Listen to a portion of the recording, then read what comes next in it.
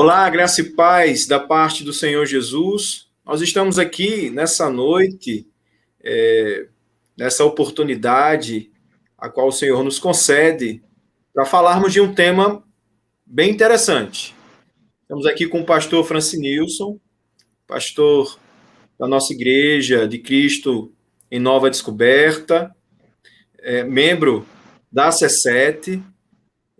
Isso aqui é uma promoção da Secretaria de Ensino Teológico da nossa região, da região leste.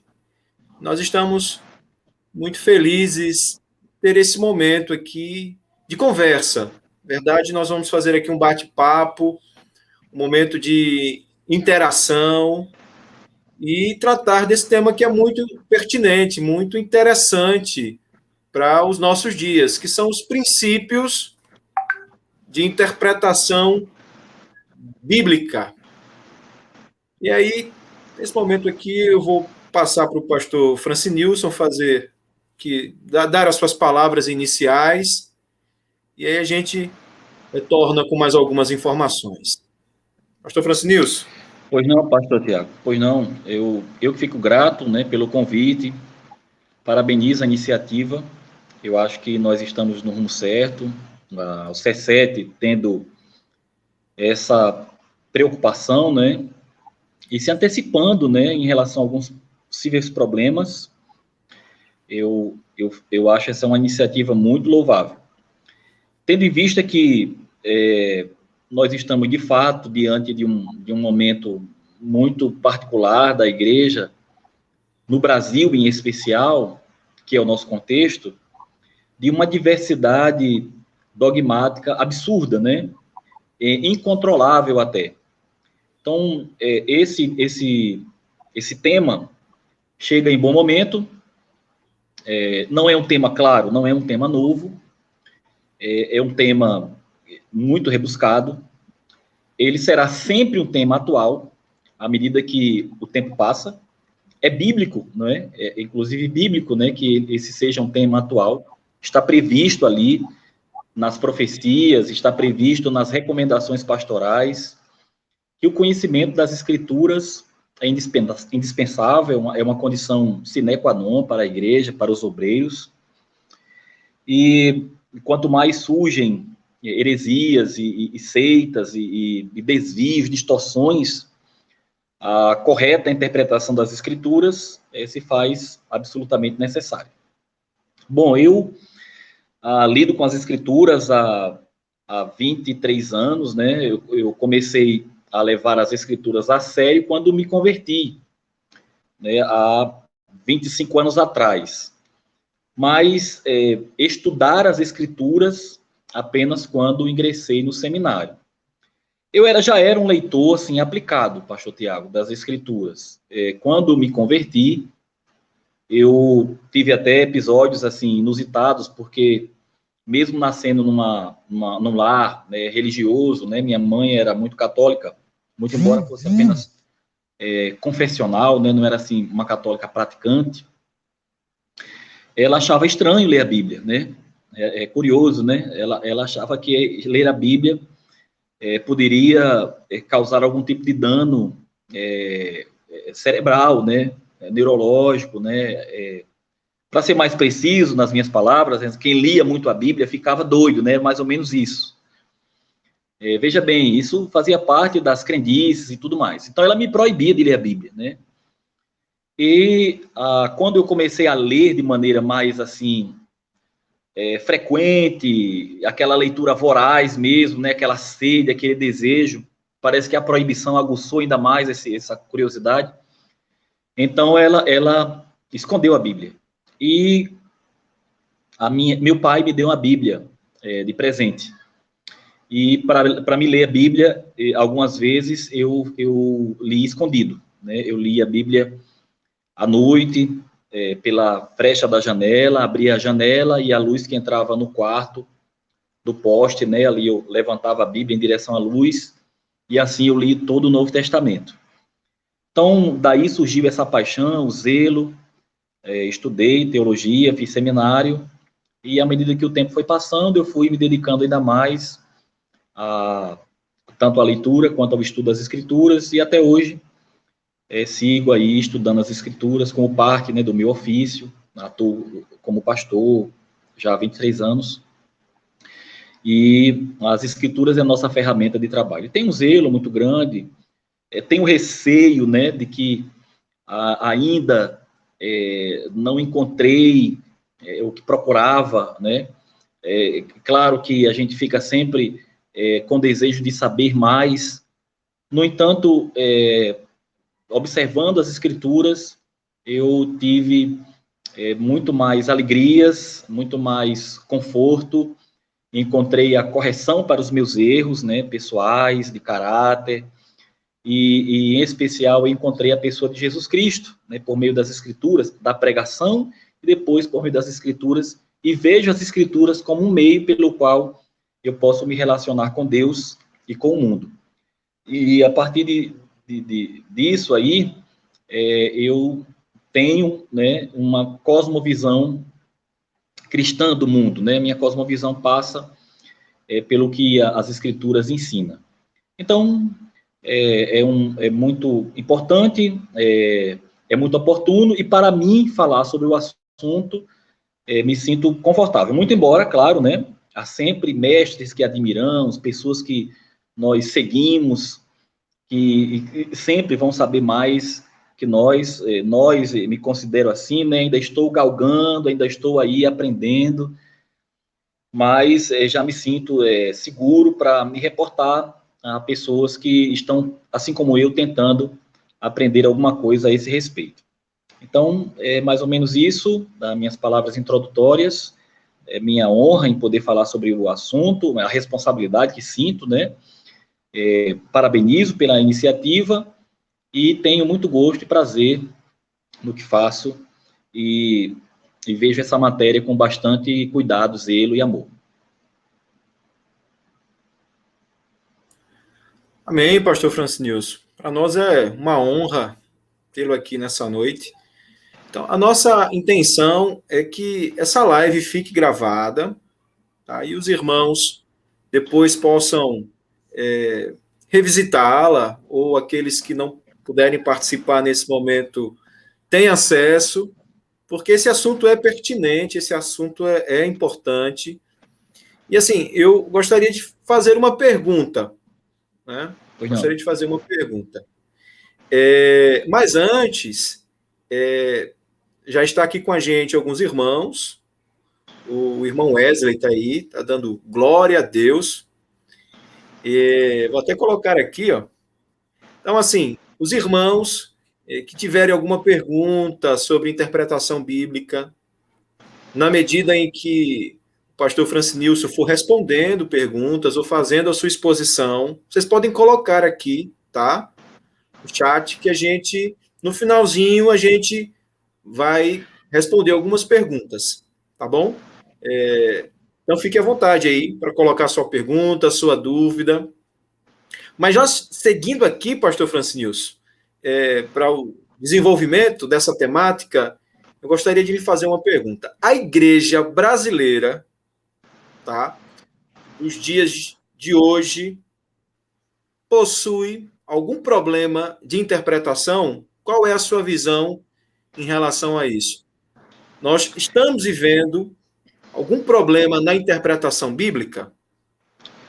Sim, sim. Eu acho que a igreja, em todo o período da história, viveu o problema de distorção em relação à interpretação das Escrituras. Então, a igreja atual, contemporânea, não seria diferente.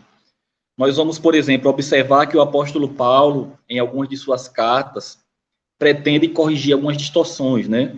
Distorções com relação à interpretação da lei, aplicada, por exemplo, à pessoa de Jesus Cristo, a todas aquelas cerimônias que antes eram celebradas pelos judeus, a inclusão, por exemplo, dos gentios no plano de salvação. Bom, a gente vai ver o apóstolo Paulo fazendo ver aos irmãos alguma distorção das Escrituras. A gente vai ver isso se repetir também nas cartas pastorais, né, onde ele recomenda os pastores, né, é o caso de Tito, Filemão, Timóteo, há sempre uma recomendação doutrinária, há sempre uma correção, há sempre uma observação a se fazer. O apóstolo São Pedro, São João, Judas, veja que a carta de Judas se inicia com a intenção de falar sobre a salvação comum, mas ele diz que foi convencido a falar sobre um outro assunto em razão da urgência, e esse outro assunto atende a questões que envolvem distorção das escrituras, né? Distorção de conceitos, valores e princípios das escrituras. Eu fico pensando o que é que nós perdemos em relação a isso, né? Imagina Judas falando sobre a salvação comum, o que ele considerava ser salvação comum, né? Bom, mas como o Espírito é aquele que guia as Escrituras, mais que a intenção dos homens, né, esse texto também mostra a supremacia, a soberania de Deus sobre as intenções dos homens a respeito daquilo que eles pretendiam escrever. Então, nós vamos ver o apóstolo São Pedro, como disse, o apóstolo São João, iniciando ali o que nós inferimos ser já uma inserção do pensamento gnóstico na igreja, né? Então, durante todo o período. Nós vamos ver isso também no período patrístico, isso será muito presente no período patrístico, nós vamos ver ali os doutrinadores, muitos deles discordando até em alguns pontos, a discussão que envolvia a divindade de Cristo, a Trindade. Bom, há tantas e tantas questões que para a gente hoje é fácil, porque a gente tem material escrito, né, publicado, a gente tem a história, a tradição da igreja, mas para eles não era tão fácil. E eles ainda tinham que lidar com esse volume exorbitante de heresias que estavam espalhadas em toda onde a igreja estava, em toda a Ásia, em toda a Palestina, em Roma, bom, na África, né, que é o caso de Agostinho, por exemplo, de Hipona. Em todo lugar onde havia igreja, havia distorção. E, bom, para não ser prolixo, assim, a gente vai ver isso no período da escolástica, vai ver isso na reforma protestante, no período dos puritanos, nós vamos ver os próprios puritanos errando. Bom, esse é um contexto que está sempre presente. Então, sendo mais objetivo, em relação à igreja brasileira, hoje, esse potencial de distorção, ele está superlativo, porque os meios de comunicação propiciam isso, né? A comunicação hoje, ela se propaga com maior velocidade, intensidade, força e expansão. Então, isso faz com que a distorção, a heresia, ela tenha esse poder de alcance.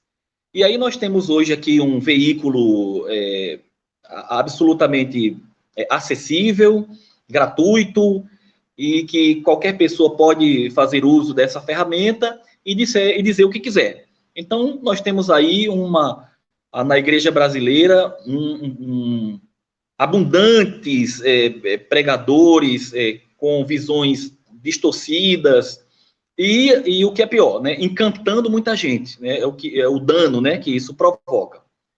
Considerando que não é uma coisa nova, fazendo esse timeline, hoje considero que o potencial ofensivo é muito maior em razão do seu alcance.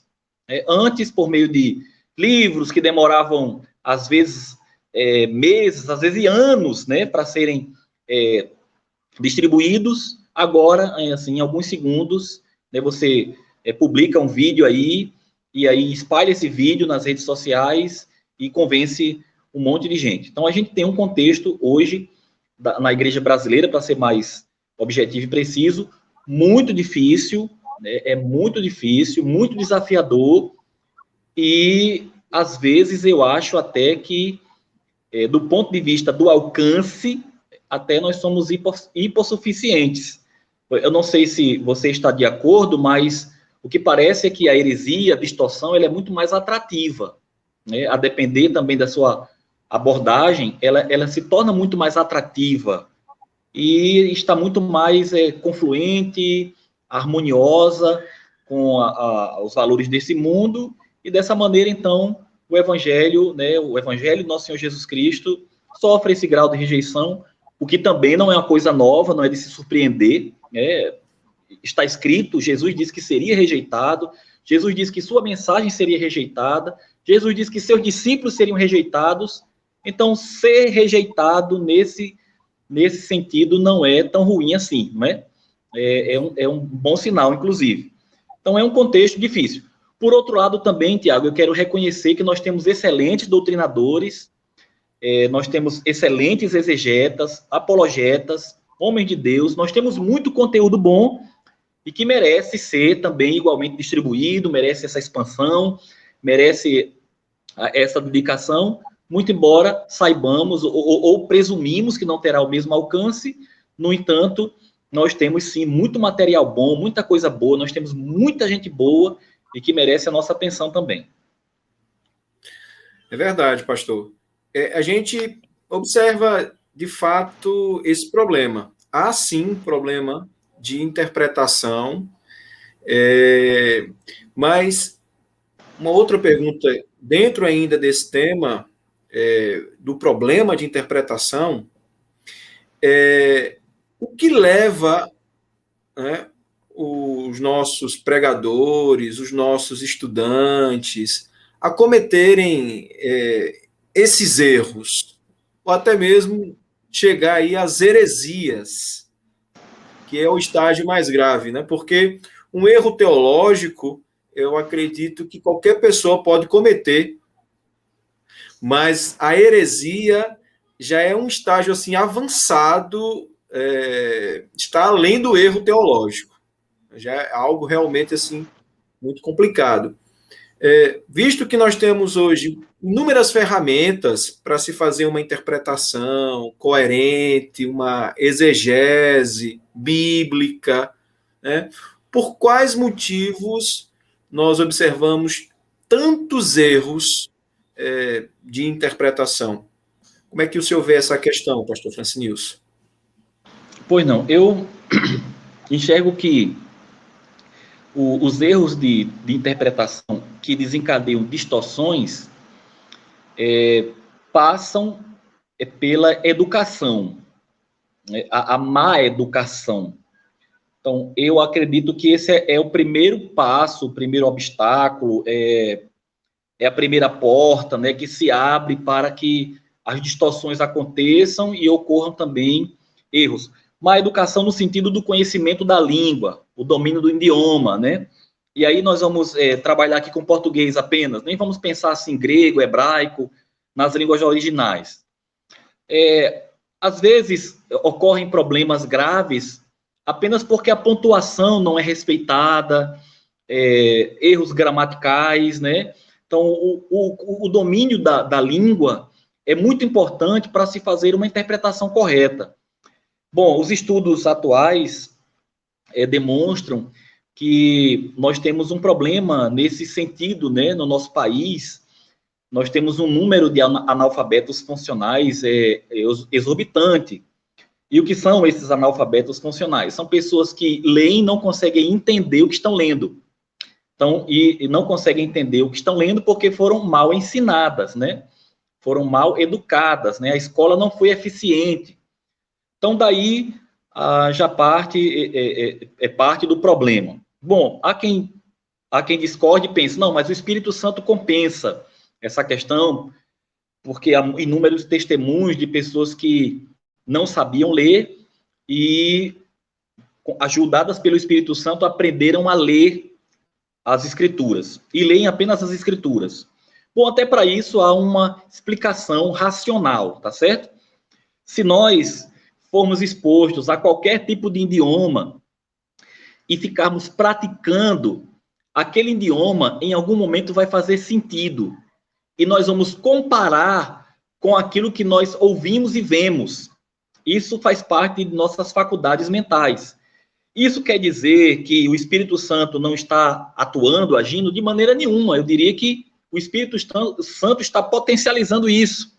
Mas eu posso aprender um outro idioma, eu posso aprender uma outra coisa que eu não sei, e posso aprender a ler a Bíblia também. Claro que com muito mais fluência, em razão do fator da espiritualidade, né, da graça de Deus e tudo mais. No entanto, a graça de Deus não funciona apenas para esse aspecto. Eu estou colocando isso para não para negar a ação gloriosa do Espírito Santo, porque creio nisso, mas para racionalizar, entender que o problema se inicia na razão e parte dele se justifica por questões de ordem espiritual. Por exemplo, e aí eu já passo para o segundo passo, o segundo erro, a segunda porta que se abre para distorções. Justificar a distorção espiritualmente. Então, eu tenho um problema com interpretação porque não domino a língua, eu não sei ler direito, eu não entendo corretamente qual o sentido do texto, e aquilo que eu entendo, ou o que eu não consigo entender, eu justifico espiritualmente, em forma de revelação. Isso é muito comum, né? O Espírito de Deus me revelou o que está escrito aqui. E quem é que vai duvidar? Quem é que pode dizer uma outra coisa? Se for o Espírito de Deus. O problema é que o Espírito que revela a um indivíduo uma coisa, supostamente revela a centenas coisas diferentes a respeito do mesmo texto. Então, aí nós precisamos agora entrar no mérito da racionalização, porque nós não temos como julgar essa questão de ordem epifânia, né? A questão da revelação, essa questão que estava obscura e se revelou. Como a gente vai julgar isso? Não temos parâmetro. E alguém pode estar pensando, inclusive, mas olha, o que você está entrando numa seara perigosa. Bom, veja bem, a palavra de Deus nos ordena, lá em Tessalonicenses, capítulo 5, a racionalizar, inclusive, aquilo que se diz ser Deus que está dizendo, o que nós chamamos de profecia, não é? A Bíblia manda racionalizar isso, manda julgar isso, né? Julgar, racionalizar, né? Se está certo, se está errado, se há coerência nisso, se não há coerência. Bom, se a própria Bíblia me manda fazer isso, ela me manda fazer isso em relação a tudo que se coloca como revelação. Portanto, eu acho que nós resolveríamos parte do problema se nos concentrássemos aqui no domínio do idioma, né? O respeito às leis gramaticais, entender o que está lendo e não espiritualizar e não dar um outro enfoque ao real sentido do texto, justificando como uma revelação. Porque quando essa justificativa acontece, via de regra, ela é subjetiva. Só aquele sujeito entende aquilo e então passa a afirmar aquilo como verdade, e outros que não receberam, supostamente, aquela revelação com aquela experiência, passam a acreditar como revelação de um terceiro, não é? Sem fazer a consulta do texto e descobrir por si só, né, qual é o real sentido do texto. Terceiro e último problema: não buscar o real sentido do texto, acomodar-se com os dois primeiros problemas. Primeiro, a falta do domínio do idioma. Segundo, justificar a não compreensão como uma suposta revelação. Terceiro, acomodar-se com essa suposta revelação, não buscar o real sentido do texto. Bom, todo texto tem um contexto. Essa é uma lei inescapável da hermenêutica, né? Não se interpreta texto fora do seu contexto. É a lei principal da hermenêutica, né? Que talvez alguém não saiba o que é isso, mas é a arte da interpretação, né? É uma matéria exclusiva para a interpretação. Hermenêutica é uma palavra derivada da mitologia grega, Hermes, aquele deus que fazia a relação entre os homens e Deus e os semideuses, e ele era o mensageiro dos decretos, né, dos deuses no panteão greco-romano, tendo em vista que os romanos adotaram parte desses deuses, né, dando outros nomes. Então, Hermes era aquele que levava a mensagem dos deuses para os homens e reciprocamente. Então, a hermenêutica, a arte da interpretação, dentro do contexto ali filosófico grego, herdou, né, esse significado em razão desse mito. Bom, então, a lei principal da hermenêutica é que o texto só é interpretado corretamente dentro do seu contexto, remoto e imediato. Bom, isso fica para a aula de hermenêutica, né? Mas só para que a gente possa orbitar um pouco sobre essas questões. Então, esse contexto remoto é aquele que é o livro, por exemplo, é a história do livro, onde o livro se passou, quem foi o autor, como escreveu, para quem escreveu, quem eram os destinatários. Esse é o contexto remoto. O contexto imediato é aquele que está logo depois e um pouco antes do texto, né? O assunto que estava ali naquele capítulo, o assunto que vinha sendo desenvolvido ali. Portanto, o texto precisa ser interpretado dentro desse contexto remoto, imediato, para que se possa encontrar o real sentido do texto. Veja, o texto já está revelado, não precisa de uma epifaneia. Nós não precisamos de nada além de compreensão, racionalizar, da graça de Deus que nós já possuímos, não é? Pelo Espírito de Deus, para ler e interpretar aquele texto. Então, essa é a preocupação. Com isso, nós prevenimos, né, problemas que podem surgir, distorções, e com isso também nós corrigimos distorções e não vamos chegar a heresias. Quando nós temos domínio do idioma, quando aquilo que eu não consigo entender, eu racionalizo, eu não espiritualizo, não é? Esses insights que alguém diz assim, olha, o Espírito me revelou, eu não sabia.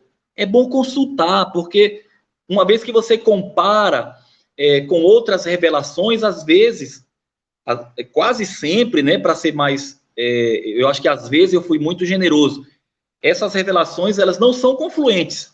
Como pode haver uma revelação de um mesmo espírito, de um mesmo texto, com significados distintos? Segundo a regra bíblica, da hermenêutica e da exegese, o texto tem um único significado. O texto tem um único significado. Não há vários significados para um mesmo texto. Então, essa resposta prolixa, não sei se foi suficiente, se respondi, mas eu vejo esse problema, tá certo? O idioma, o domínio do idioma, o problema de espiritualizar algo que deve ser racionalizado, não é? Em terceiro lugar, não investigar, não questionar, não buscar o real sentido do texto. Perfeito, pastor Francisnilson. Talvez uma pergunta que importante também seja: se o texto possui somente um significado, por que nós vemos tantas interpretações diferentes para o mesmo texto? Ao fazer a análise do contexto histórico, cultural, a gente vai observar ali a intenção do escritor. O escritor ele possui uma intenção. A partir daí, nesse processo aí de interpretação bíblica, a gente vai chegar dentro daquilo que o autor ele quis dizer, a intenção do texto. Porque, sabendo disso, há tantas interpretações para um único texto, né? Como é que o senhor vê essa questão? Seria aí a negligência da teologia, do estudo da interpretação? Seria má fé, que leva a termos tantas interpretações para um único texto, sabendo que há uma intenção ali do escritor, aquela sua audiência? Pois não, veja bem, eu acho que é um pouco de tudo isso, Tiago. Eu acho que está embutido, né, nesse combo a má intenção, né, porque de fato, claramente e historicamente nós podemos verificar isso, né? Pessoas que estavam imbuídas de uma má intenção e fizeram uso de textos bíblicos atribuindo determinada interpretação àquele texto para um fim que chegou a ser desastroso, mas que interessava ao doutrinador. Uma outra coisa que acontece, e acontece de maneira talvez mais sutil, não tão intencional, é o arcabouço, o bojo conceitual de quem interpreta e aplica aquele texto. Ocorre que alguns doutrinadores já possuem algum tipo de viés, né, algum tipo de pensamento que está apoiado em filosofia e ideologia, está apoiado em algum tipo de pensamento humano, corrente, linhas de pensamento, e então há uma tendência a se interpretar aquele texto por aquele viés. Eu vou dar aqui alguns exemplos, né? Veja bem, a oração do Pai Nosso, né? A oração do Pai Nosso, nas traduções em português, nós temos ali uma distinção quando Jesus menciona o fato de perdoai as nossas ofensas, assim como nós perdoamos a quem nos tem ofendido, né? Em algumas versões diz as nossas culpas, né? Em outras versões, as nossas dívidas, né? Então, no texto de Lucas, por exemplo, a palavra culpa vai aparecer, ou ofensas, né? Que pode se traduzir por agravo, vai aparecer, e na tradução de Mateus vai aparecer dívida. É curioso isso, né? Que essas duas palavras possuem um sentido de agravo, de ofensa, de prejuízo, mas o real sentido dessas palavras, talvez elas não estejam confluentes, né? O que eu estou dizendo não é reprovar aquilo que os autores dos evangelhos disseram, porque, meu Deus do céu, é canônico, né? Mas eu estou fazendo ver uma sutil diferença sob o viés de quem escreveu. Bom, quem escreveu o Evangelho de São Mateus foi Mateus, né, um cobrador de imposto. Então, a palavra dívida para ele possivelmente oferecia um potencial ofensivo muito mais grave, muito mais agudo, muito mais difícil, não é, de se tolerar. E talvez essa palavra, e o que significava essa palavra para ele, representava bem aquilo que era uma ofensa contra Deus. E Lucas, que era médico, usou a palavra culpa ou ofensa, perdoar as nossas ofensas, perdoar as nossas culpas, assim como nós perdoamos aos nossos ofensores, a quem nos tem ofendido, ou a quem nos provocou algum tipo de dano, né, culpa. Então, veja bem, o viés, né, e nós estamos vendo isso em textos canônicos. E quando nós consideramos aí, então, literatura não canônica, né, literatura que é fruto, produto da interpretação, da visão, do viés de quem escreveu, e aí esse risco fica ainda maior, porque vai se aplicar esse tipo de visão e esse tipo de conceito ao texto, e às vezes até o real sentido do texto sofre essa alteração, essa substituição. Talvez para quem está fazendo a interpretação com uso de significados ou de palavras distintas, mas que para ele tem significado semelhante, não cause dano. O problema é quando isso se expande para outras pessoas que não veem o mesmo significado de quem aplicou esse tipo de visão. Então, a grosso modo, um economista vê o texto sobre um viés, um filósofo sobre outro viés, um advogado sobre o outro viés. Cada um deles vai prestigiar esse texto a partir de suas concepções. Portanto, é importante olhar para a Bíblia e entender o significado do texto a partir daquilo que ela está dizendo, e não a partir daquilo que eu estou vendo, não é? Então, abrir mão desse arcabouço, abrir mão desse viés, e olhar para ela com isenção, né, fazendo a devida interpretação, obedecendo aos devidos critérios para que a interpretação do texto seja a mais correta possível. Então, basicamente, esse é o problema e parte da solução desse questionamento. Sim, pastor. Bom, tem alguns irmãos que estão nos acompanhando aqui. Eu quero ratificar com vocês que, se tiver alguma pergunta, vocês podem colocar aqui, tá bom? Chat. No finalzinho, o pastor Francis Nilson vai responder mais algumas perguntas, né? Eu já estou aqui turbinando o pastor Francis Nilson de perguntas. Mas aí vocês fiquem à vontade, tá bom? Sei que o pastor Delano está acompanhando, o irmão Wesley, a irmã Adriana, o irmão Jadson também, o irmão Emanuel está aí acompanhando também. Tem uma turma aí nos acompanhando, que é um tema importante para nós pensarmos, atual. A gente vê tantas coisas aí nas interpretações que a gente pensa assim, como é que essa pessoa chegou a esse entendimento? Como?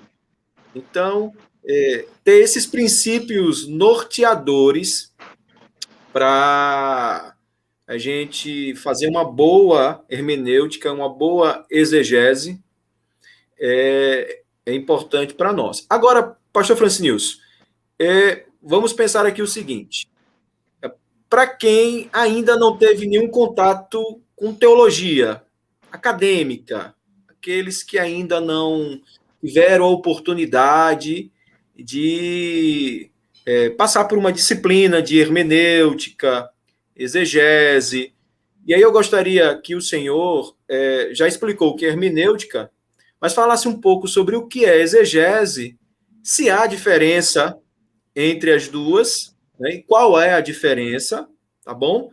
E para o irmão, para a irmã que ainda não teve acesso a essas disciplinas de forma mais acadêmica, quais seriam esses princípios iniciais? Eu sei que o pastor Francinilson já colocou aqui, mas de um ponto de vista assim, prático, para quem ainda não teve essa oportunidade, né? Estou diante do texto bíblico. O que fazer? Como fazer? Por aí, pastor. Maravilha. Pois não. Olha, bom, como disse, eu sou estudante ainda, né, também. Já estive nessa situação de olhar para o texto bíblico e não entender nada, né? Não significa dizer que agora eu olho e entendo tudo, não é isso. Mas agora, com mais tempo, leitura, estudos e tudo mais, as coisas se tornam mais fáceis. Bom, então, eu já falei um pouco sobre a hermenêutica, a origem da palavra, né, a etimologia da palavra hermenêutica. A hermenêutica, ela está dedicada mais à interpretação do texto. Quando essas ciências são estudadas isoladamente, hermenêutica e exegese, então a hermenêutica, a arte da interpretação, ela está aplicada muito mais a interpretar o texto. Ela se dedica a interpretar o texto, a encontrar o sentido do texto, né? Exegese é uma palavra também do idioma do grego, que quer dizer extrair, exegese, retirar para fora. É como fazer uma abstração, não é?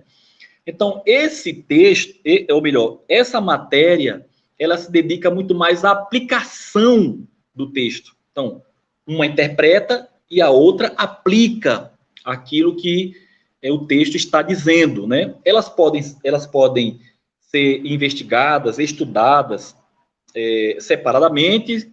Existe muito conteúdo, abundante conteúdo, tá bom? E elas podem ser também estudadas de maneira híbrida, juntas, né? Até os doutrinadores atuais, eles recomendam que essas matérias sejam estudadas de maneira uníssona, não é? Não apenas na teologia, tá certo? No direito também. Quando eu paguei hermenêutica jurídica com um professor que também era pastor, ele fez ver que essas palavras que têm sentidos distintos, elas querem alcançar o mesmo fim. Bom, mas isso não vem ao caso agora. Bom, se você quer encontrar o real sentido do texto e se depara com o texto e não sabe o que fazer exatamente com ele, eu vou lhe dar aqui algumas dicas que são muito importantes e que não necessariamente você precisa de teologia para isso. Veja bem, você não vai isolar aquele texto do seu contexto. Ele não pode ser isolado, tá certo? Então, o que é o contexto? Aquilo que eu já disse. É o contexto remoto, né, e o imediato. O remoto diz respeito a todo o livro. Se for um livro, esse livro tem uma espinha dorsal, ele tem uma história, não é? Se for uma carta, ele tem um tema, tem um assunto. Então, você vai encontrar o tema, tá certo? A história, né? Você vai encontrar o sentido daquele livro ou daquela carta. Para isso, você vai precisar fazer uma leitura exaustiva. Ler todo o livro. Puxa, mas eu queria ler logo a Bíblia. Gente, calma. É mais importante que você entenda do que você memorize. Então, se você puder não, você pode, né? Dedicar tempo para fazer uma leitura lúdica, tá certo? Sem pressa, uma leitura prazerosa, você vai aprender muito mais. Olha, eu quero te dar o meu exemplo. Eu passei 6 meses agora lendo Gênesis, assim, sem crise nenhuma. Eu já li a Bíblia várias vezes e acho que devo dedicar mais tempo à literatura. Então, eu agora acabei de ler Gênesis e vou começar a ler Êxodo, sem pressa para terminar. Se eu passar mais 6 meses, tudo bem. Se passar um ano, tudo bem. Eu quero ler, eu quero entender, eu quero guardar na memória cada detalhe.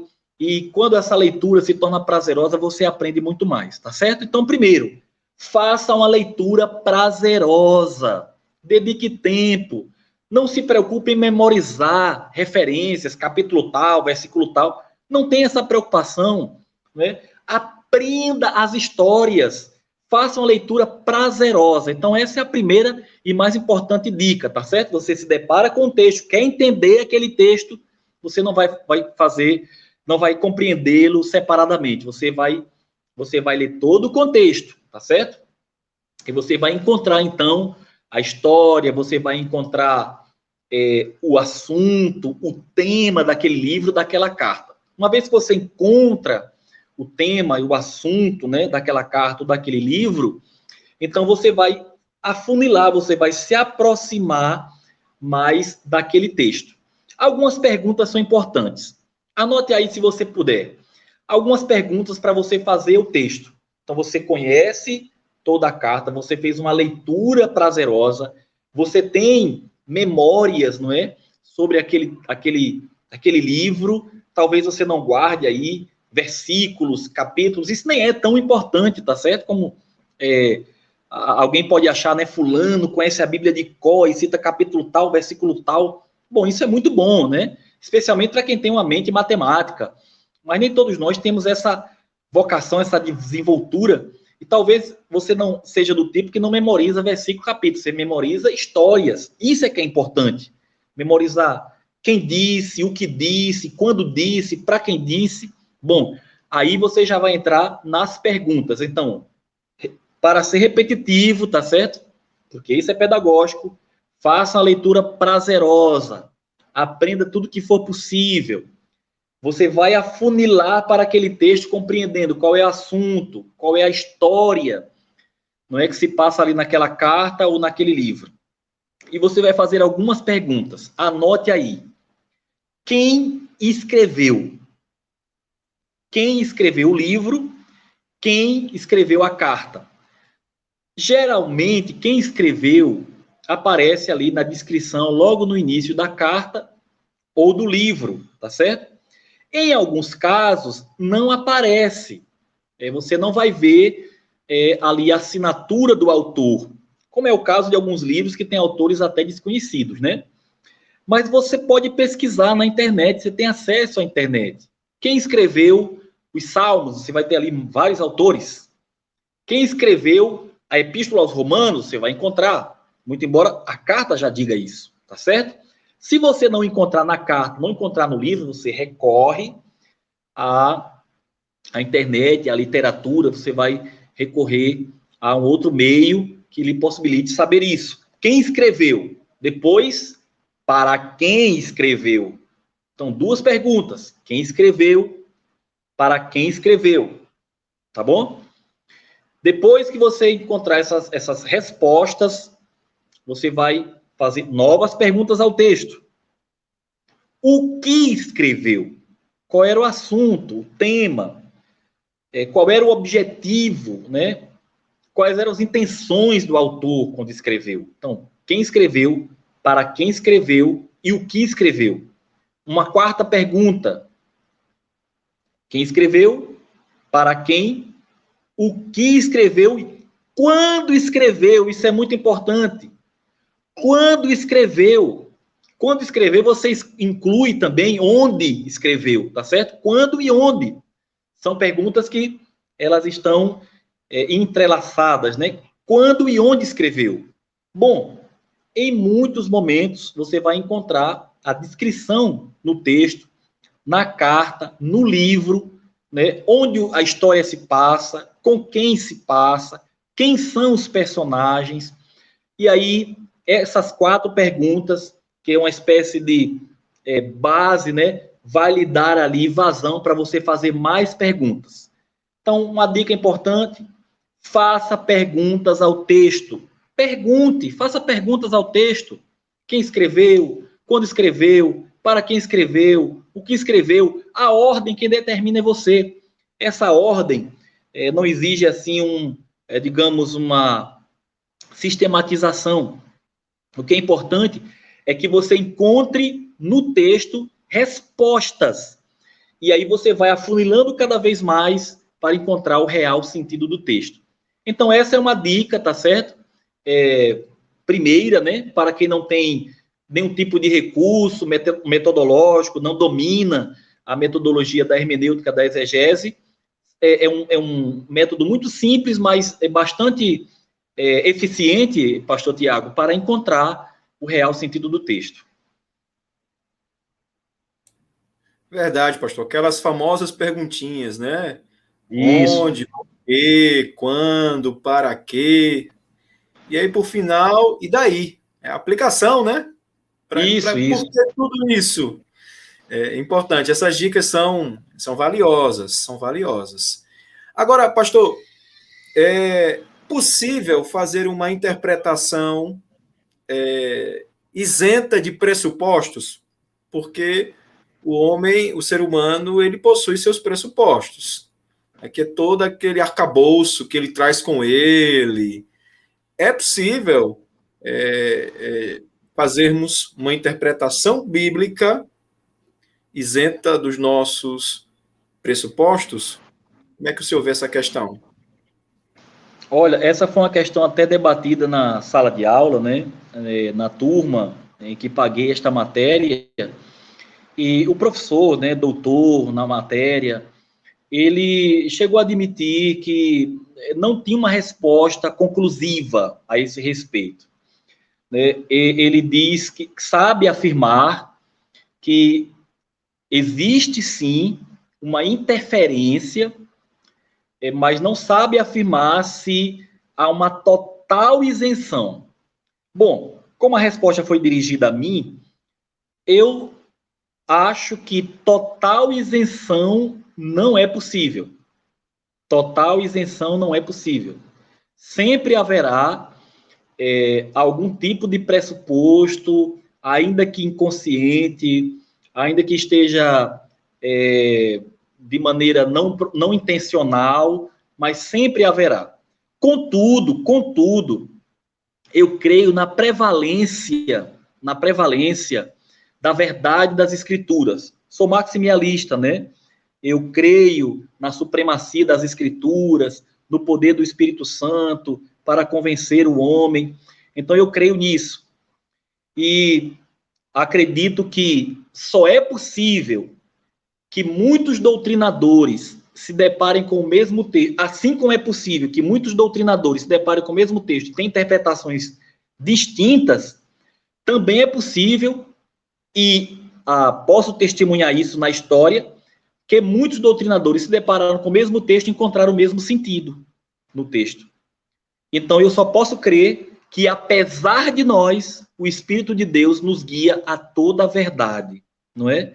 Apesar dos pressupostos, apesar dos problemas que carregamos, mas o Espírito de Deus nos confronta com aquilo que nós achamos sobre o texto e nós cedemos ao Espírito Santo e assim as verdades absolutas da palavra de Deus, né, se cristalizam no nosso coração e nós encontramos a verdade, mesmo concorrendo, né, com distorções que também se dizem verdade.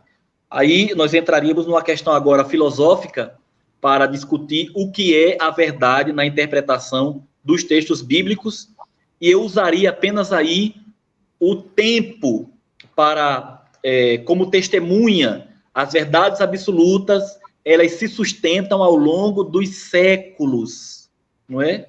As verdades da palavra de Deus, porque são palavra de Deus, elas se sustentam. Aquilo que não é verdade, elas surgem e depois elas se esvaem. Então, esse, por exemplo, é um dos viés, né? É um dos meios pelos quais eu me amparo para me afirmar em algum tipo de doutrina, algum tipo de verdade que está sendo debatido, discutido, falado, mencionado. É aquela verdade que é verdade ao longo dos séculos e que, mesmo sofrendo algum tipo de concorrência, ela resiste e continua sendo verdade. Sendo mais assertivo, né? Eu estou sendo prolixo nas respostas. Para mim, não há isenção.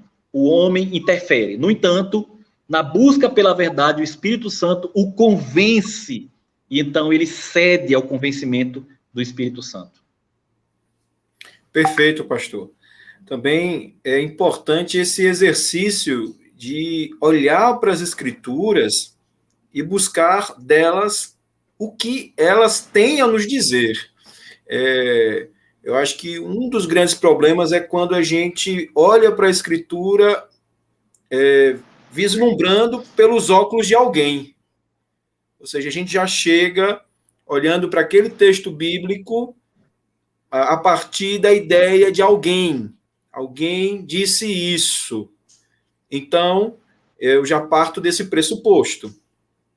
E o que nós precisamos fazer é tirar esses óculos e olhar para o texto e deixar com que o texto fale por si mesmo. Eu acho que é importante fazermos isso. E isso é um exercício também, porque, como o senhor colocou, não há essa isenção total do ser humano dos seus pressupostos, mas, pelo menos, é importante admitirmos que temos esses pressupostos e que devemos nos dirigir à Bíblia buscando deixar com que ela guie, ela fale.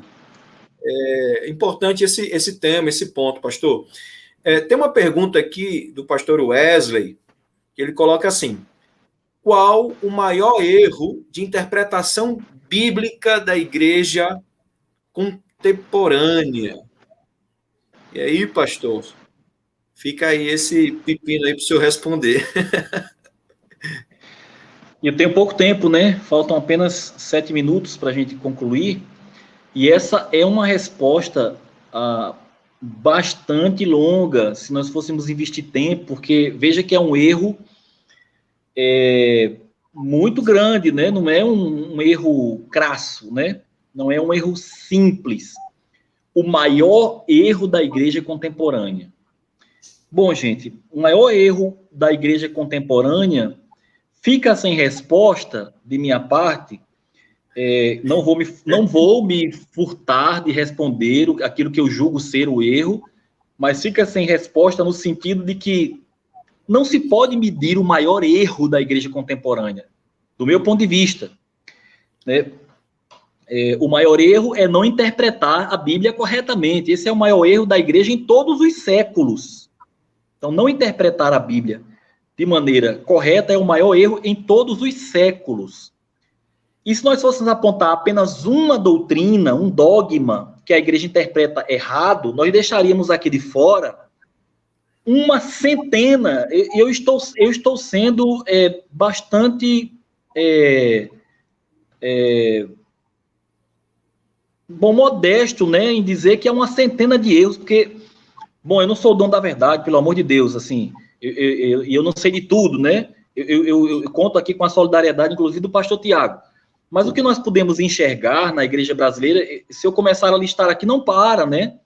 Não para de tantos escândalos, erros e problemas doutrinários e dogmáticos. Então, eu não consigo agora eleger, entre esses muitos erros, um maior que seja interpretar de maneira equivocada, distorcida as escrituras. E nós já citamos aqui as razões pelas quais as escrituras é interpretada de maneira equivocada.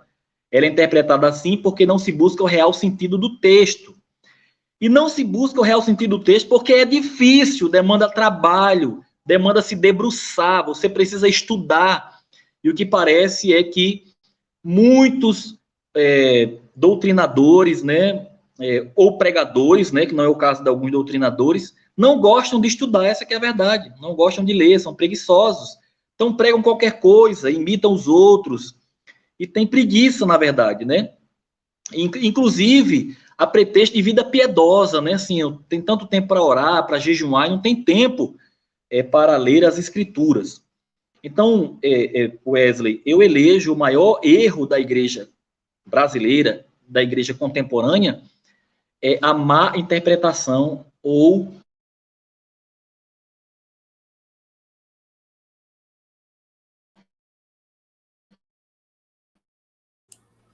Eu acho que o pastor Francinilson teve um probleminha na internet dele. Enquanto isso aqui...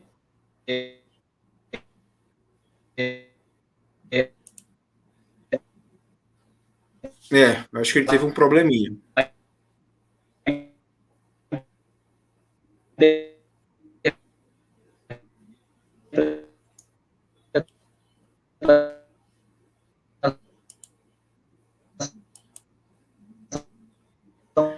Bom, irmãos, vocês estão me ouvindo normalmente? Se puder me dar um feedback, eu agradeço. Eu acho que o pastor Francinilson teve um problema na internet dele. Enquanto isso aqui, eu vou ler aqui alguns comentários, né? Tem algumas perguntas aqui. Só eu, né? Tá. Eu acredito que o pastor Francinilson ele vai retornar logo. Bom, deixa eu ver alguns comentários aqui. Tem algumas perguntas aqui.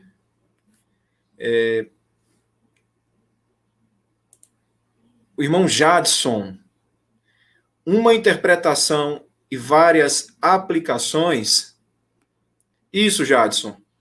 Isso mesmo. Como o pastor Francinilson colocou, o texto bíblico ele possui um único significado.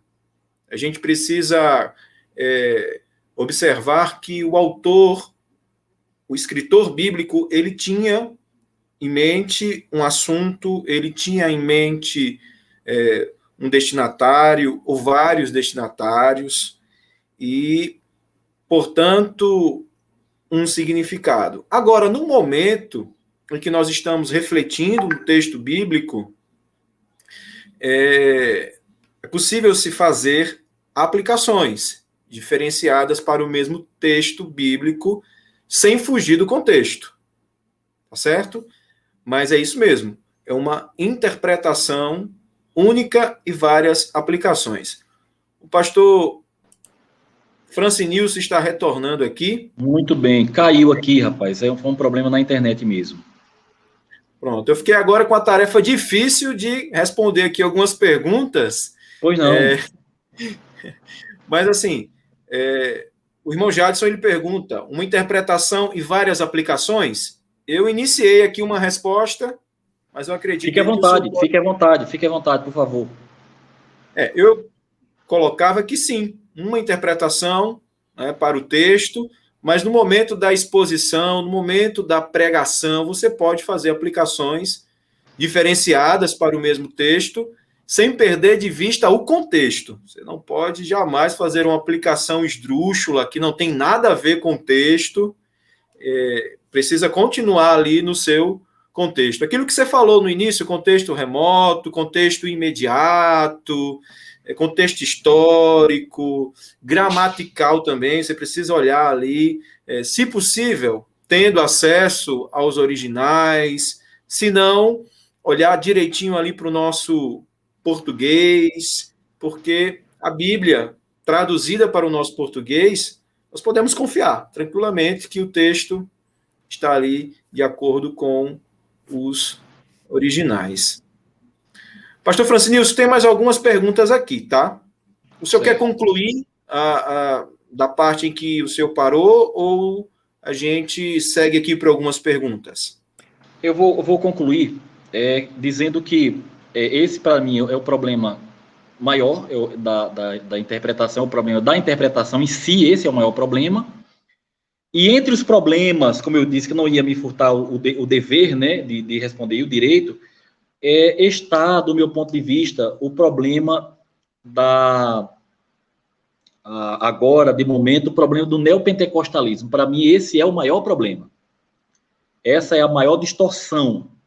E esse é um problema que nós estamos enfrentando. Assim como a igreja enfrentou os gnósticos ali no primeiro século, para mim, hoje, o neopentecostalismo, e eu não estou falando do neopentecostalismo, daquele neopentecostalismo que estava baseado em manifestações, né, esdrúxulas até.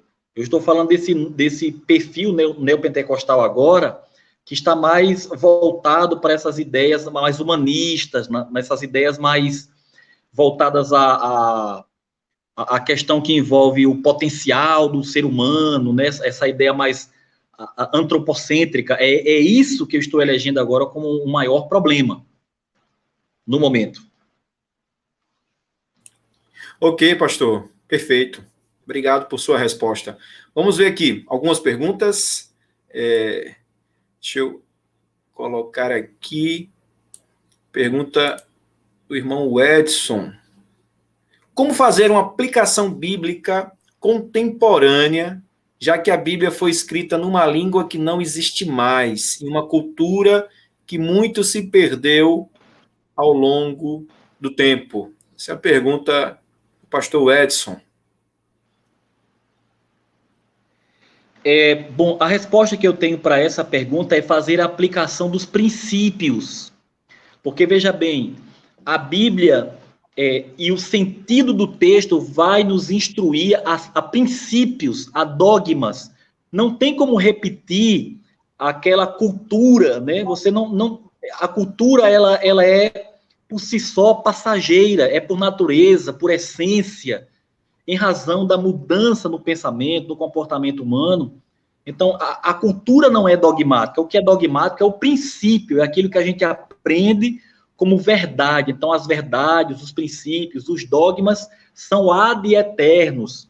Eles existem desde sempre e vão sempre existir. Então, para mim, essa é a resposta para essa pergunta. Excelente, pastor. Colocar aqui também a pergunta da Angélica. Após seguir os passos corretos para interpretar corretamente, como confirmar que ela está realmente correta? Onde posso confirmar? Uma pergunta muito interessante. Como saber que a interpretação que eu fiz está correta? Muito bem. Verificando se ela se replica, né? Se já existem interpretações confluentes com aquilo que você interpretou. Né? Se existem interpretações abundantes, significa dizer que você está no caminho certo, né? Que você encontrou o real sentido do texto. Né? Quando não há, aí é que, de fato, deve existir uma certa preocupação, ou quando há menos, né? Então, de fato, você precisa verificar um pouco mais. Então, eu diria comparar com outros pontos de vista, aquilo que outras pessoas disseram a respeito daquele mesmo texto. Isso você vai encontrar em livros, em vídeos, no pastor, procurar o seu pastor, não é? Procurar o professor da escola bíblica, procurar pessoas que você sabe que notamente são estudantes da Bíblia. Perfeito, pastor. Muitas vezes nós estamos fazendo a interpretação de um texto e já corremos logo para o comentário, já corremos logo para um vídeo falando sobre o assunto. Eu acredito que, em primeiro lugar, olharmos para o texto e fazermos a nossa interpretação. Isso. Como interpretamos aquele texto? Aí sim, né, a gente vai dar uma olhadinha lá nos comentários, faz isso que o senhor falou. Compara como é que está a minha interpretação com aquilo que os grandes pensadores, estudiosos trataram sobre aquele texto. Deixa me ver aqui, pastor, se há mais alguma pergunta. Eu acho que não. O pessoal tá bonzinho com o senhor, viu, pastor? Ô, rapaz, eu agradeço. Ai, ai. Pastor, eu tenho uma pergunta aqui sobre ainda essa questão da interpretação, certo? Nós temos visto algumas interpretações ou alguns erros teológicos. O senhor tem em mente algum erro teológico, alguma interpretação equivocada de algum texto? Eu não me lembro bem ao certo aqui a referência, mas tem aquele caso que é muito conhecido. Jesus Cristo, no momento da crucificação, está entre dois ladrões, e aquela parte lá que um dos ladrões acaba reconhecendo Cristo e diz, né? Quando entrares no teu reino, lembra-te de mim, ou lembra-te de mim quando entrares no reino. E Jesus diz: ainda hoje estarás comigo no paraíso, né? Ou te digo, ainda hoje estarás comigo no paraíso. Há um debate aí, apesar de esse texto ser, assim, muito óbvio, mas há um debate em que alguns dizem que há uma vírgula ali, te digo hoje, estarás comigo no paraíso, na tentativa de negar a ideia do paraíso, ou de enfatizar que a alma do ser humano, ao morrer, dorme. Como é que o senhor vê esse texto? Ou se o senhor lembra de alguns outros textos? Porque, para mim, isso é um erro teológico, não é uma heresia. É um erro teológico de interpretação. Porque te digo hoje, vírgula, apesar de haver pontuações no grego, no texto original, não há uma vírgula ali. Como é que o senhor vê essa questão?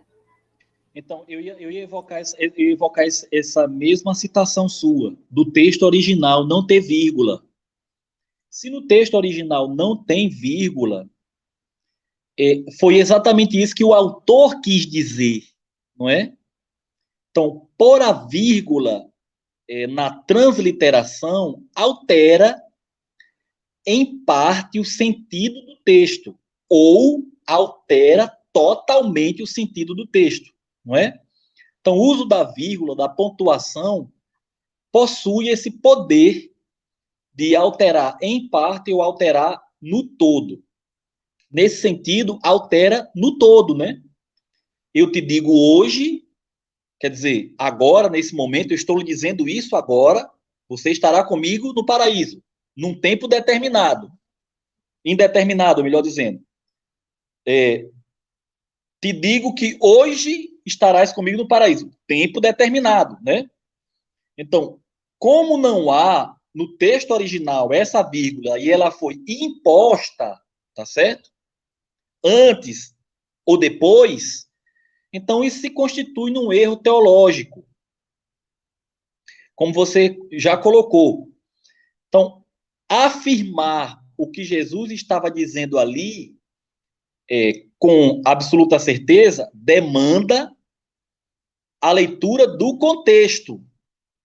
E se nós observarmos que no contexto de toda a Bíblia, a morte é uma passagem para a eternidade, isso está dito de maneira abundante, não é? Inclusive nos evangelhos, quando até um outro erro teológico, né? Uma corrente espírita defende que estavam ali Elias e Moisés, apareceram, né, reencarnados a pessoa de Jesus Cristo no Monte da Transfiguração. Bom, aquele texto não quer dizer isso. Na minha afirmação, né? Aquele texto reforça a ideia de que quem morre aqui vai para um plano superior, um plano espiritual, né? Então, quando Jesus disse a ele que ele estaria no paraíso ainda hoje, o paraíso significava este plano espiritual. Tem correspondente bíblico para isso? Tem a história do rico e Lázaro. E outros textos bíblicos que são correspondentes, ou seja, o contexto, não é? É correspondente a essa afirmação. Então, segundo essa interpretação, nós podemos afirmar que Jesus estava dizendo que após a morte, aquele rapaz que aparentemente se arrependeu de seus pecados herdaria a vida eterna. Bom, essa é a corrente majoritária dentro da concepção, digamos, reformada, teológica, evangélica, né?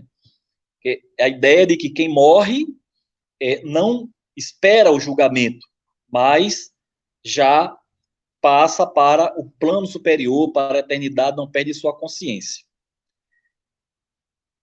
Não sei se foi suficiente, mas Sim, pastor, basicamente isso.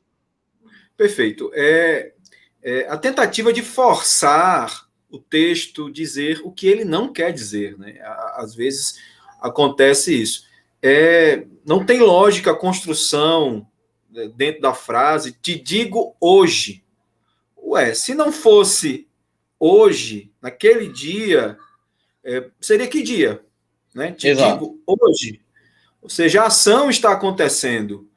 Então, fica claro, fica óbvio que Jesus disse, te digo, hoje estarás comigo no paraíso. Então, assim, nós temos argumentações históricas em relação a esse texto, nós temos a argumentação gramatical, porque o texto ali é claro, o escritor é claro no que ele está propondo. Mas tem uma outra pergunta aqui, o pastor Edson, ele colocou o seguinte, devemos lembrar, eu vou colocar aqui,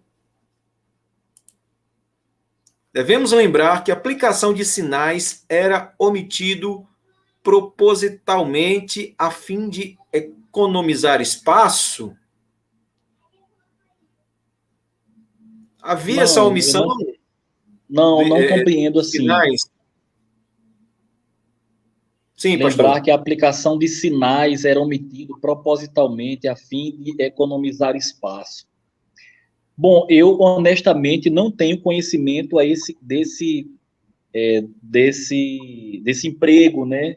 Dessa omissão de sinais para ocupar menos espaço. Não sei se você, Tiago, tem conhecimento a respeito, mas eu não sei dizer nada a esse respeito. Olha, nós temos hoje mais de 6.000 manuscritos, tá? Do Novo Testamento. Se houvesse a omissão desses sinais, vamos falar aqui em relação a esse texto que nós estamos falando, em alguns manuscritos, e outros manuscritos tivessem esses sinais, a gente poderia utilizar isso aí como algo a ser pensado. Mas em 6.000 manuscritos, nós não temos nenhum que tenha uma vírgula nessa frase de Jesus. Então, não temos como avaliar essa questão. Se houvesse algum manuscrito destes 6.000, tá, que tivesse essa vírgulazinha ali, aí a gente poderia pensar. Mas não há. Não há. Deixa eu verificar aqui outra pergunta. Essa fala de Jesus não seria uma hipérbole? Não. Definitivamente não. Tá fora. Hipérbole é uma figura de linguagem para exagerar, não é? Para dar um sentido superlativo. Então, não se aplica a esse texto. Concordo. Qual seria a hipérbole aí? O ladrão está pedindo para Jesus lembrar dele quando estiver no reino. E Jesus responde, não, hoje você vai estar comigo no paraíso. Qual seria a hipérbole, né? Aí. Não se aplica, porque hipérbole é para tornar superlativo, né? É um exagero, né? É um exagero, né? Isso mesmo. Pastor Edson, obrigado pelas perguntas, viu? Suas perguntas nos ajudam aqui a pensar e tornar esse momento mais edificante. Não só a pergunta do pastor Edson, mas de todos os irmãos aí que estão contribuindo conosco. Tem uma pergunta aqui também Irmão Wesley, o profeta Elias, ao subir aos céus no carro de fogo, para onde foi exatamente? Para o paraíso ou iniciou uma nova trajetória profética em outro setor de Israel? Essa pergunta aí é para o pastor Francinilson. Vai que é tua, pastor. Rapaz, veja bem, essa é uma pergunta de cunho dogmático, né? De cunho dogmático porque nós vamos encontrar profecias em Malaquias, por exemplo, fazendo referência à volta de Elias. Mas Jesus responde essa pergunta quando ele diz: se querem saber quem é Elias, e ele aponta João Batista como sendo esse profeta.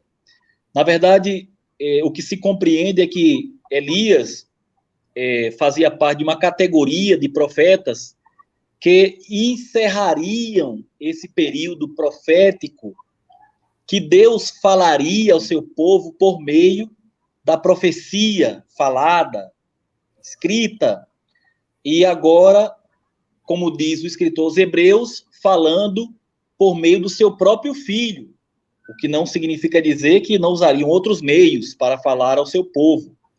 Mas o meio de predileção ou o meio de supremacia é a encarnação do Verbo, é a pessoa de Jesus Cristo. Então, respondendo a pergunta de maneira mais objetiva, Elias foi arrebatado para viver eternamente como o Senhor, assim como foi Enoque, assim como foi Moisés, e o seu corpo não foi encontrado, e assim como foram os outros que morreram, né? Foram por meio da morte. Na minha concepção dogmática é assim. Perfeito, pastor. Majoritariamente, os teólogos eles vão afirmar que Elias, de fato, foi arrebatado para estar junto ao Senhor. Alguns estudiosos vão dizer que não, que Elias ele foi transferido de um lugar para o outro, como colocou aí o nosso irmão Wesley. Ele foi para uma outra cidade, né, baseado em um texto que eu não me recordo agora qual é. No entanto, essa interpretação perde força porque você não vê essa atividade efetivamente. Você vê, nesse momento, Elias saindo de cena e agora Eliseu assumindo essa área profética de Israel. Então, majoritariamente, os teólogos, eles afirmam que o Senhor, de fato, arrebata Elias e toma ele para si. Tiago, o mais forte é que Jesus frustra essa expectativa, né? Quando os judeus ainda estão aguardando Elias, e Jesus diz claramente, né? Que se vocês querem saber se Elias virá, ele já veio, né? E aponta para João Batista, que já dá vazão para a distorção desse texto para dizer que João Batista é reencarnação de Elias. Bom, a gente já está no finalzinho aqui, meus irmãos. A gente vai responder só mais uma pergunta do irmão Emanuel Luiz. Pastor Francinilson, só para tirar uma dúvida, era carruagem ou carro ou redemoinho de fogo? Essa é a pergunta do Emanuel Luiz. Pastor, era carro, carruagem, era redemoinho? O que foi que levou Elias? Ok. Olha, eu vou... por favor, me entenda, eu não quero fazer pegadinha nem ser desonesto, mas eu queria propor como é o nome dele, Tiago? Emanuel, irmão Emanuel. Eu quero propor a Emanuel a fazer a leitura do texto. E lá, no texto, descreve exatamente o que é. Olha, gente, por favor, não quero ser desonesto, nem estou fugindo da resposta. Eu estou estimulando você a encontrar a resposta, porque ela está lá no texto, tá certo? Ela está lá no texto. O meu WhatsApp vai ficar à disposição para que qualquer outra dúvida, você possa, ou essa dúvida mesmo, se você dizer, pastor, eu li, mas eu não entendi. Eu vou lhe dar uma resposta mais objetiva, mas gostaria de deixar essa resposta por conta de vocês, para que vocês encontrem essa resposta fazendo esse exercício, né, já que estamos terminando a nossa live, né, fazendo esse exercício de tudo isso que nós colocamos aqui nessa live. Quero já muito agradecer, Tiago, já dizer que estou à disposição sempre, essa iniciativa não pode parar, outros pastores precisam estar aqui, porque sabem muito mais, porque podem contribuir muito mais. Você mesmo pode estar sendo quem responde as perguntas, porque tem aí um currículo muito bom, porque tem bastante conteúdo e pode nos ensinar bastante. Eu estou fazendo essas considerações, porque eu estou vendo aqui que a minha bateria está já se esgotando. E caso caia, em razão dessa baixa aqui na bateria, tá bom? Pastor Francinilson, como sempre, o senhor é muito bondoso nas suas palavras. Nós ficamos felizes de tê-lo conosco, nos ajudando aqui. Eu tenho certeza que nós estaremos outras vezes tratando de outros temas. É só o início. A C7 está com essa incumbência, esse planejamento de trazer temas aqui para nossa reflexão. Outros pastores virão. E, inclusive, essa iniciativa e essa ideia é sua, pastor Francinilson. Nós só temos a agradecer pelo seu envolvimento e ajuda. Então, nós estaremos aí, meus irmãos, deixando essa live gravada. Você pode revisitar depois, tá bom? Se não tomou nota aí daquilo que o pastor Francinilson deu de dica, depois você volta, assiste novamente, pega algumas dicas aí e vai para a prática, vai para o texto bíblico, vai lá fazer a sua interpretação, a sua exegese. Então, eu quero aqui agradecer a presença de todos vocês que ficaram conosco até agora. Temos aqui vários irmãos contribuindo com esse momento. Que Deus abençoe você, que possamos estar juntos num outro momento. Né? Pastor Francinilson, muito obrigado, viu? Deus lhe abençoe. E tchau para vocês. Até a próxima. Abração.